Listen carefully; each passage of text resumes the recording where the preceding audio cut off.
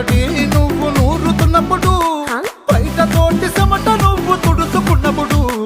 దండాన నీ సొక్క ఆరేస్తున్నప్పుడు, నీ ఒంటి వాసన తెగ గుర్తొచ్చినప్పుడు,